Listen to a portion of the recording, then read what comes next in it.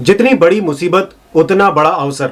कई बार डिजास्टर अपने साथ अपॉर्चुनिटीज लेके आता है। ऐसा ही कुछ हुआ है इस बार भी। कोविड-19 या कोरोना वायरस, ये चाइना की गलती है या सोची समझी साजिश, चाहे जो भी हो, बिजनेस में कई नई अपॉर्चुनिटीज क्रिएट हो गई हैं। बहुत सारे अवसर हैं और मैं आज आपको कई ऐसे आइडियाज बताऊंगा जो बिजनेसेस को सोचने की जरूरत है। इस वीडियो को पूरा जरूर देखिए, ये आपके बिजनेस के लिए बहुत जरूरी है।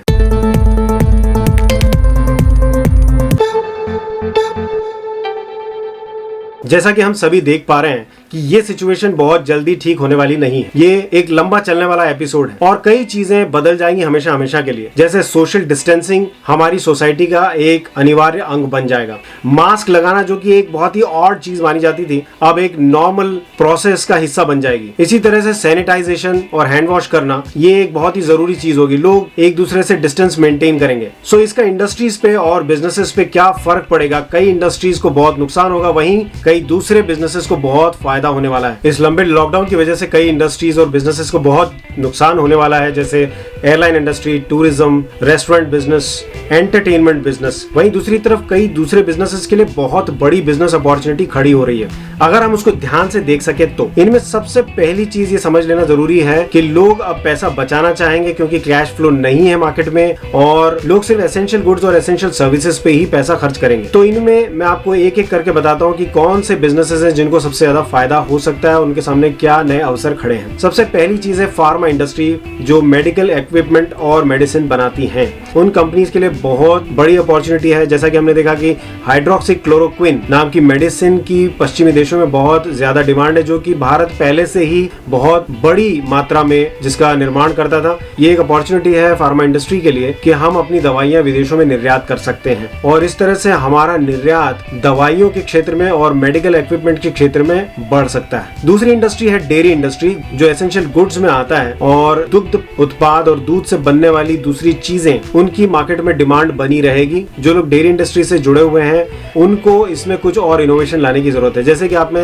सुना होगा A2 मिल्क, लगातार इसके बारे में अवेयरनेस बढ़ रही है और A2 मिल्क की डिमांड बढ़ रही है। तो हमको फोकस करना चाहिए A2 मिल्क के प्रोडक्शन में। और दूध से बनने वाले कई प्रोडक्ट्स हैं जो छोटे लेवल पे मैन्युफैक्चर नहीं होते थे, जैसे चीज, कॉटेज चीज और भी कई दूसरे प्रोडक्ट्स जिनका मैन्युफैक्चरिंग छोटे लेवल पे स्टार्ट किया जा सकता है क्योंकि उसकी डिमांड बढ़ने वाली है। तीसरा है FMCG या ग्रोसरी से रिलेटेड बिजनेसेस, क्योंकि ग्रोसरी और FMCG प्रोडक्ट्स की डिमांड में कोई कमी नहीं आने वाली, हो सकता है डिमांड और बढ़े। तो जो भी इस बिजनेस से जुड़े हैं उनके लिए एक अपॉर्चुनिटी है और जो इनके आसपास भी कोई दूसरे बिजनेस कर रहे थे वो अपने बिजनेस को इस तरह से ट्रांसफॉर्म कर सकते हैं ताकि वो प्योरली FMCG बिजनेस कर सकें, क्योंकि आने वाला कुछ समय इस बिजनेस के लिए बहुत फायदेमंद साबित होगा। दूसरी तरफ एसेंशियल सर्विसेज में भी अगर देखें तो अगर ऑनलाइन ग्रोसरी की अवेलेबिलिटी अगर कोई इंश्योर कर सकता है तो ये एक बहुत बड़ी बिजनेस अपॉर्चुनिटी, एक अवसर है, क्योंकि लोग शॉप्स पे जाना पसंद नहीं कर रहे हैं इस वक्त और ऑनलाइन शॉपिंग को ज्यादा प्रेफरेंस दे रहे हैं। अगर ऑनलाइन ग्रोसरी अवेलेबल करवा सकते हैं तो ये एक बहुत बढ़िया अवसर है। अगर आप देखें तो डीमार्ट इस समय बहुत अच्छी तरह से फंक्शन कर रहा है। जहाँ कई बड़े ई-कॉमर्स वेबसाइट्स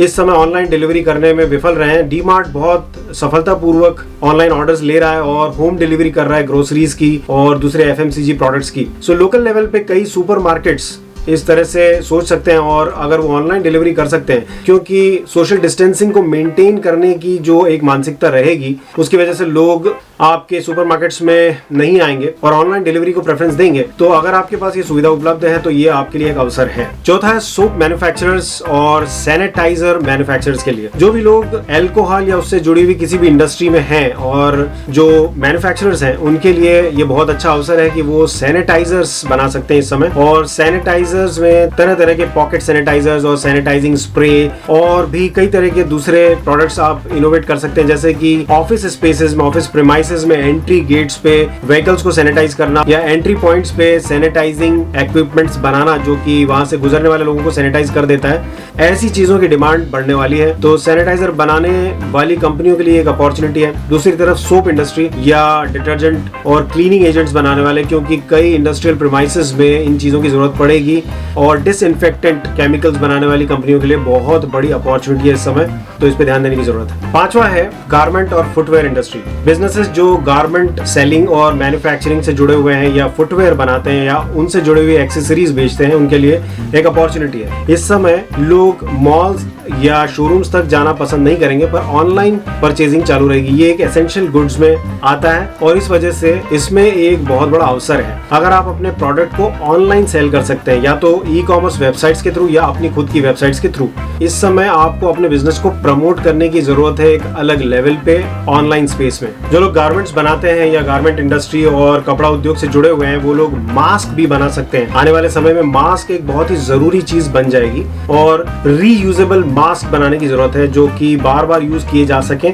और क्योंकि ये एक तरह से एक फैशन एक्सेसरी बन जाएगी, ये एक जरूरी चीज है जो आने वाले लंबे समय तक, जब तक कि वैक्सीन नहीं बन जाती, तब तक ये चीज लोगों के लिए बहुत कंपलसरी होने वाली है। तो एक तरह से एक फैशन एक्सेसरी है और आप एक नए तरह के डिजाइन, और जो कि लोगों को एक ऑकवर्ड फीलिंग ना दे कि हमने मास्क पहना हुआ है, और इस तरह के मास्क डिजाइन कर सकते हैं। ये भी एक बिजनेस अपॉर्चुनिटी है। सातवां है आयुर्वेदिक मेडिसिन। आयुर्वेदिक मेडिसिन, क्योंकि भारत में बहुत लोगों का विश्वास है कि वो इम्यूनिटी बढ़ाने में काम आती है और कई तरह के रोगों को जड़ से मिटाने के लिए बहुत उपयोगी है। तो इस उद्योग के लिए एक बहुत बड़ी अपॉर्चुनिटी है। अगर आप किसी भी तरह से इस उद्योग से जुड़े हुए हैं तो आपको अपना फोकस इस पे पूरी तरह से लगा देना चाहिए और इसमें आगे काफी अवसर हैं। जो लोग मैन्युफैक्चरर्स हैं वो अपना प्रोडक्शन बढ़ा सकते हैं, क्योंकि आने वाले समय में इसकी डिमांड जरूर बढ़ेगी। आठवां है health related products. Immunity boosters और हेल्थ सप्लीमेंट्स बनाने वाले बिजनेसेस के लिए एक बहुत बड़ा अवसर है, क्योंकि कहीं ना कहीं लोगों को लगता है कि इम्यूनिटी के बढ़ने से हम कम बीमार पड़ेंगे और कई तरह की बीमारियों से हम लड़ सकते हैं। तो विटामिन बनाने वाली, हेल्थ सप्लीमेंट्स बनाने वाली कंपनियों के लिए एक बहुत बड़ा अवसर है। दूसरी तरफ हेल्थ रिलेटेड कई दूसरे प्रोडक्ट्स हैं, जैसे कि स्मॉल इक्विपमेंट्स जो जिम में यूज होते थे, क्योंकि अभी आने वाले लंबे समय तक लोग जिम में जाना पसंद नहीं करेंगे जहाँ पे बहुत सारे लोग एक साथ एक्सरसाइज करते हैं और ऐसे एनवायरनमेंट में संक्रमण फैल सकता है, तो लोग घर पे कसरत करना पसंद करेंगे। तो जो स्मॉल इक्विपमेंट्स बनाती हैं जो कंपनियां जिम के लिए, उनके लिए एक अवसर है कि वो अपने इन प्रोडक्ट्स को ऑनलाइन सेल कर सकते हैं और ऑनलाइन सेल करने के लिए वो ई कॉमर्स कंपनियों की मदद ले पाएंगे कुछ समय के बाद, जब लॉकडाउन खत्म हो जाता है। इसके बाद उन मैन्युफैक्चरर्स के लिए एक बहुत बड़ा अवसर है जो स्मॉल इंजीनियरिंग टूल्स बनाते हैं या फिर छोटी मशीन्स बनाते हैं जो हमारे देश के लघु उद्योगों में काम आती है। जैसे कई तरह की पैकिंग मशीन्स होती हैं जो हम चाइना से इंपोर्ट किया करते थे। ऐसी मशीन्स को हमारे देश में बनाया जा सकता है। आप ऐसी मशीनों को देख सकते हैं alibaba.com पे जो अवेलेबल है, जो कि चाइना में बनती थी, वो हमारे देश में भी बनती हैं। ये एक बहुत बड़ा अवसर है कि हम हाई क्वालिटी प्रोडक्ट्स मैन्युफैक्चर करें इस समय, ताकि हमारी एक साख बन सके और हमारे देश में एक विश्वास का माहौल बन सके कि हम भी ऐसी चीजें बना सकते हैं और जो लॉन्ग लास्टिंग है, ड्यूरेबल है और जिन पे भरोसा किया जा सकता है। ऐसी बहुत सारी मशीन्स हैं जो लघु उद्योगों में यूज होती हैं। हमारे देश के जो लघु उद्योग हैं, स्मॉल स्केल इंडस्ट्रीज, वो हमारे देश की अर्थव्यवस्था की रीढ़ की हड्डी हैं। तो ऐसी इंडस्ट्रीज में यूज होने वाले सारे इक्विपमेंट्स, टूल्स और मशीनरी भारत में बनाई जा सकती है। कई मैन्युफैक्चरर्स के पास ये कैपेसिटी है कि वो ऐसी मशीन्स को अपने देश में बना सकते हैं। इसको बढ़ावा देने की अभी बहुत सख्त जरूरत है। इसके बाद टॉय इंडस्ट्री, खिलौना उद्योग। जैसा कि मैंने अपने पिछले वीडियो में बताया था कि भारत में खिलौना उद्योग सन 2024 तक प्रोजेक्ट किया गया है कि इसकी वैल्यू, जो मार्केट शेयर है, वो 3.3 बिलियन यूएस डॉलर्स होने वाला है, जो कि एक बहुत बड़ा नंबर है। और भारत में ये सारे खिलौने चीन से आयात किए जाते थे।